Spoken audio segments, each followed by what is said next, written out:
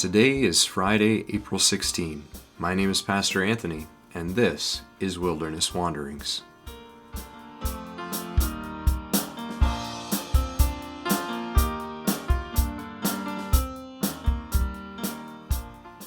Today our text comes from Philippians 3.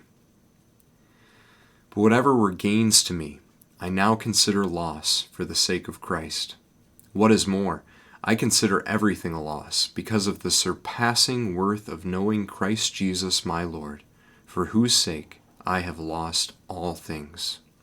I want to know Christ, yes, to know the power of his resurrection and participation in his sufferings, becoming like him in his death, and so, somehow, attaining to the resurrection from the dead.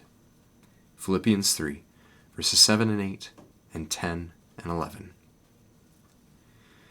Maybe these words from Paul are easier to see, understand, and appreciate through the lens of a pandemic, or through the lens of so much loss and grief that we've suffered as a church this past year. It seems that there has been a death in our congregation almost weekly for longer than I care to remember. And today, another funeral. Pastor Michael's father. It strikes me again how clarifying death can be, even through our grief and our grieving.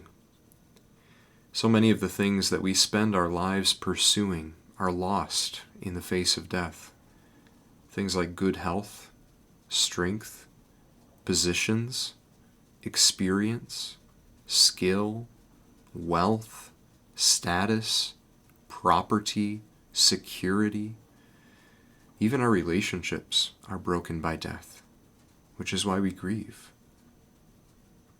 But one thing is not lost through death: our relationship to Jesus Christ.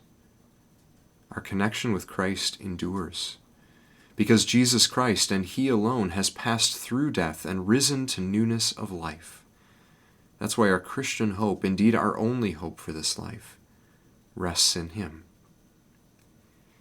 An older tradition of the church said that the Christian life is really all about preparing for a good death.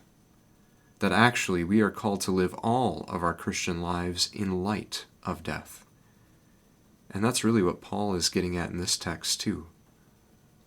Paul had a lot of privilege in his column, a lot of things to count as gain by the standards of the Jewish world he lived in. He had ethnic privilege. He had private religious schooling privilege. He had professional association privilege. He was a Pharisee. And he exercised his privilege in power and with impunity too, as he persecuted the young church and kept a righteous air about him all the while. But then he died. That is, he died in the death of Christ as he was baptized into Christ's death. And having died, seeing his life through the lens of death, Paul looks back on all his privilege, all the things he spent his life striving to earn, and he sees it all as a loss. Because the only thing of worth, the only thing that endures, and so the only thing finally worth having at all, is Christ. As a church and as Christians, what will get us through this pandemic and all the many journeys of grief that we walk is a stubborn clinging to Christ and to the hope that He gives us of resurrection life in Him.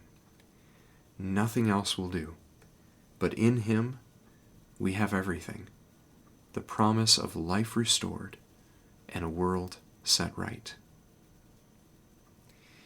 As you journey on, go with the blessing of God. May the peace of this Lord Christ go with you, wherever He may send you. May He guide you through the wilderness, protect you through the storm. May He bring you home rejoicing at the wonders He has shown you. May He bring you home rejoicing once again into our doors.